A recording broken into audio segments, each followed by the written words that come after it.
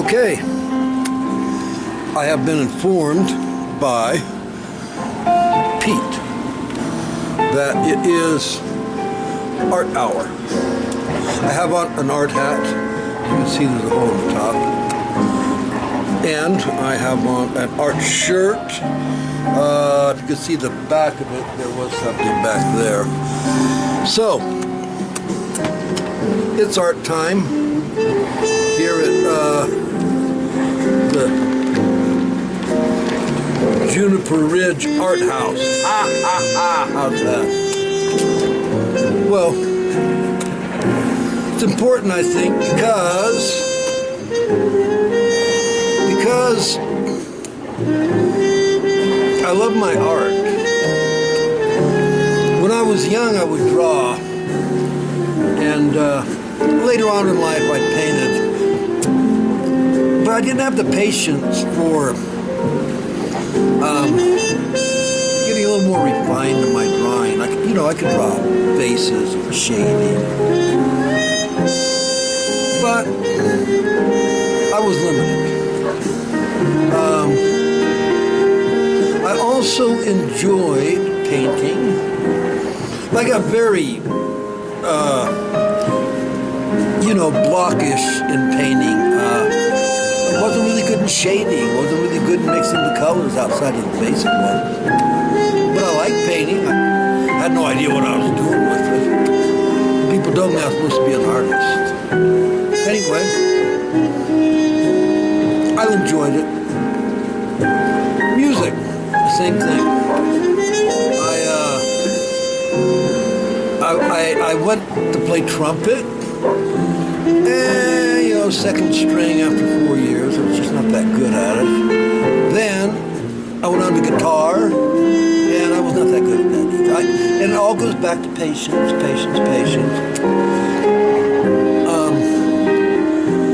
So guitar, I just never quite got to it. Well, I played people and played for very little. I would think had I been able to think outside of the box, I might have succeeded more in any of those art endeavors. Be that as it may, I did find out as years went on that I could speak okay. And spoken word became an art form. Well, it is an art form. It became an art form that I became engaged with. And I'm not sure what it is with spoken word, but it's multimedia, you might say, You're using most of what I do, I've written, and so then I read it and I present it. And as a public speaker for years, I know that presence, the person present as a speaker, is very important. For spoken word, it's very, very important.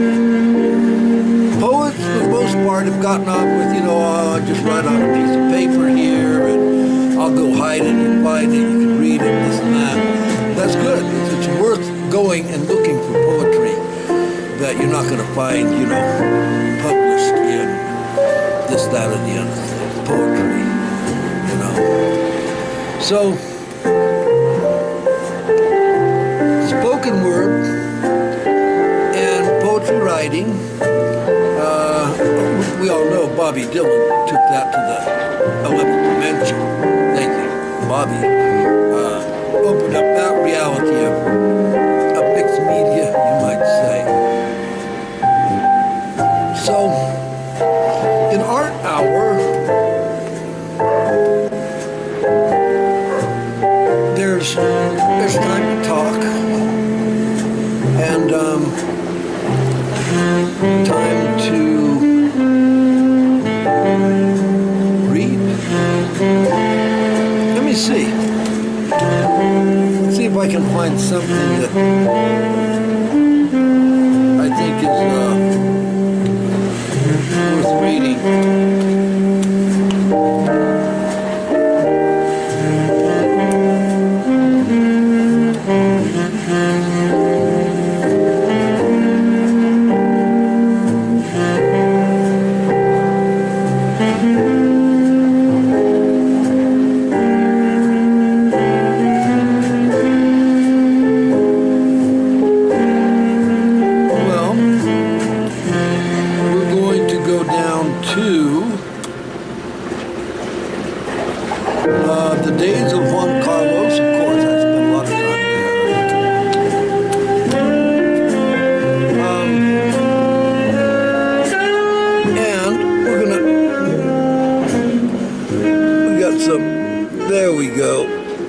We had some nice music back then.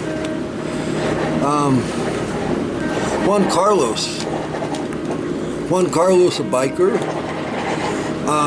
a traveler, apparently under an assumed name. Was it the name that they found on his ID when they took him into the emergency room after he had been shot? He came off his motorcycle and they took him to the emergency room. It was there they went through his things. He did end up dying in that emergency room. And they found that his name was Raymond. And let me get this. Raymond Vincent Duana. That was his name, Raymond Vincent Duana. And Juan Carlos, he is vehicular in these stories. He's the one that carries words that Rico writes. Rico is the little shaman wanderer writer, and writes the stories from memory of the conversations that he had with Juan Carlos. Now, Juan Carlos is just a guy, just a biker. He goes, he can land someplace for a while, and Juan becomes, as I said, the vehicle for passage into some concepts, some conversations, some realities that tend to come through Rico. So let's see what we've got here. We go back to the early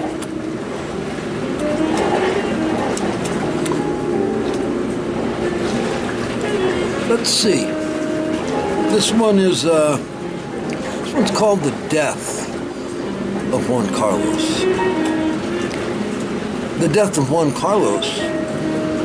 There was a corner coffee shop where the three of them sat to chat one Saturday morning. Sun shining, away memories of winter past, the freezing, the snow, the eternal night. Some words were new, some not, as they rambled on about the stories of times from the past, with distant names and rules. From another era, Juan, Mary, and Rico bent over his scroll. Juan curled into a near-self hug as he spoke again of being held captive by personalities from the night and even the dreams of day. Personalities Juan had created as he ran from place to place in an effort to escape his own self and the demons of his own making. Each demon born from the many mistakes turned failures that peppered Juan Carlos's life. Rico found it interesting how Juan Carlos, carrying such self-loathing that will finally capture, sequester, and imprison the very heart of Juan's life, his soul. Like the epic wars of the Titans, the wars of these conflicts would raise warrior heroes to fight the throes of the onslaught of human failure once again. In wounded character and self-abasement, Juan would drive through these skirmishes and wars, vindicating at last just a fragment of what was once a decent soul. Gamblers and strippers and murderers came in the forms of lust that sees only opportunity. The road can be bumpy and more, running with outlaws in skirts and jeans and target things. The gambler lies every time, nature. But strippers are straight up, just don't cross at the heart that loves you. Rico listened and wrote. The ones in the in-between, well, they're the ones you think could make it all right. Gray-colored cutouts, but no, it doesn't go that way. It's always on the outlander and runaway murderesses that life is lived for in the days of Juan Carlos. On the road, one needs to look not at oneself, but to see oneself truly. Not necessarily pretty, but the time for self-lies has got to go. I can call down the liars, said Juan, and the cheats and murderers, but I'm too weak in righteousness to call down too much perceived sin. When I get past iconic, full of earned damnation, mine can then thin out, fade a bit. Outlaw women and outlaw women, outlaw women and outlander women, and women of murder and gray. So I have and may again bow to the gracefulness they be. What was interesting to Rico, however, were the entities that followed Juan Carlos. It would be after Juan Carlos's death that Rachel would turn up at Mary's to work through the intruding entities she had been afflicted by. Rachel sitting in council with Mary, not knowing she had met Juan Carlos once where she worked, telling Mary of her inability to stop the encroachment on her psyche by this group of entities that are haunting her. Mary, however, knows them, or of them by way of a relationship with Juan. She'd seen them through his eyes, and as an empath, followed them to the depth of Juan's secret places. It was there that she began to know these entities personally. Rachel could not remember, and Juan could not forget, and Mary used them both to satisfy her desires. Betrayal to friend and betrayal to client, patient, she remembered, and more too. Rico and Mary had remained friends after the death of Juan Carlos. When Mary shot her friend off his motorcycle and sat with him as he lay on the gurney, his deathbed, during the few hours that Juan Carlos lived, laying on his deathbed, Rachel came to hold his hands and pray for the biker dying from the bullet Mary had put through his head. Unknown to anyone, she stood guilty of murder and even more. Rachel hadn't thought much about Mary, who stood back away from the action, the scene, until she recognized Mary as they sat at the coffee shop where Juan and Mary often sat and talked before she killed Juan. Rachel found Mary a comfort that day as they chatted, and Rachel opened up to Mary about the entities that were stalking her. Mary did not mention her relationship with Juan and those entities, as she knew they had already entered Rachel the night she held Juan Carlos's hands as the hospital's chaplain on duty, and prayed for his healing and for his soul, and how she too, and how was she to know what was coming into her, unseen, unrecognized, planting themselves in the folds of Rachel's consciousness. Yes, Mary knew. Mary knows. And Mary is stalking the transient entities that crossed over from Juan Carlos to Rachel. So, that's the death of Juan Carlos and the beginning of the characters of Mary the therapist, Mary the empath, Mary who does wonderful work for people. She goes to the dark places and she heals them. She finds the entities and the reasons perhaps that the trouble is coming to her clients. And in the deep empathic, warlock, nearly shaman way, the shamans are a lot cleaner than Mary. Mary is not. She's not clean. I have to say it. She's not clean. Mary go in there and look around. And she's like the house cleaner, you know. She comes in. Most of the time she's fine, but every now and then, man, you're missing a diamond earring and you're wondering why. There's Mary. Every now and then, Mary run into something. Oh, she wanted it. She wanted it bad. And she'll go after it. Because of her warlock nature, so much of her walks over on the other side. She can cross over back and forth. She can find ways to get to you, and you don't see it or know it. In her friendship with Juan Carlos, she had learned much, much, much about a very complex person that this Juan Carlos was. That he carried within him many realities and truths and personalities. Why? Who knows?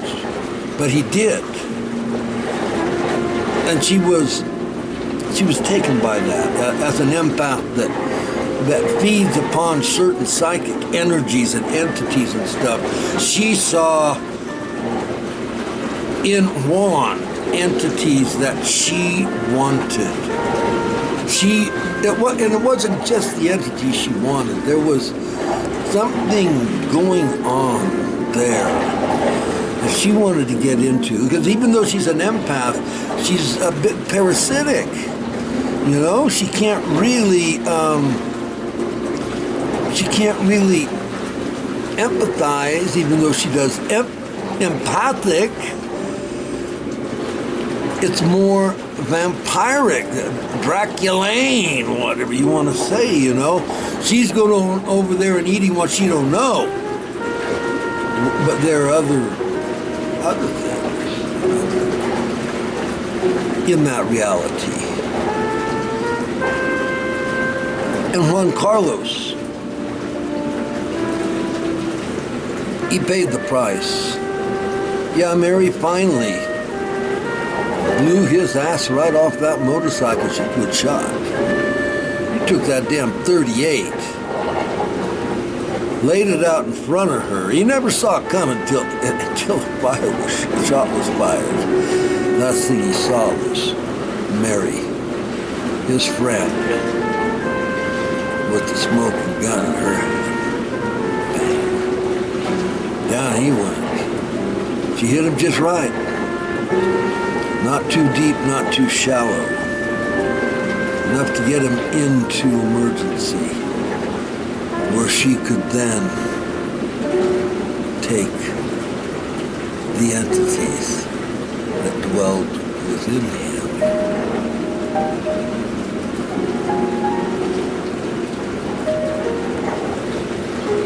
Well, Mary didn't know a lot of things. She knew a lot for, this side of the world, but for the other side of reality, she didn't know all that much. There's just so much to be known. So, these entities, were they actually made by Juan Carlos, or were they entities that he ran into there? Were they the nomads that ran the psychic spaces? What were they? Well, Mary wants them. And she can't get to him yet. They went to Rachel.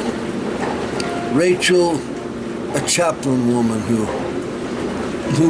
worked for various hospitals.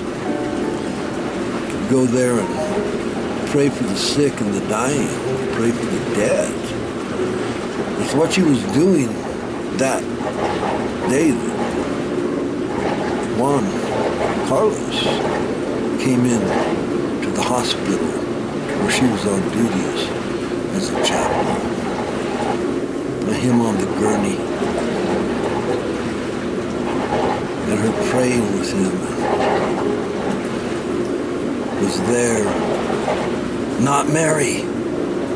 Rachel was there in the moment that Juan Carlos passed. And the entities that Mary so sought took residence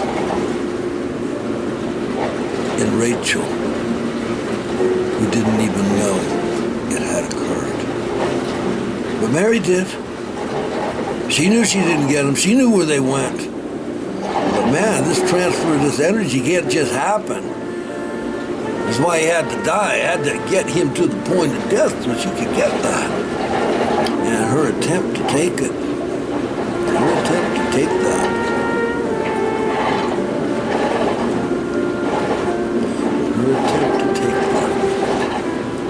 she missed it by like a blink, and then they were gone. What happened? Mary didn't know. See, Mary didn't know everything she thought she knew. There are other things going on that side.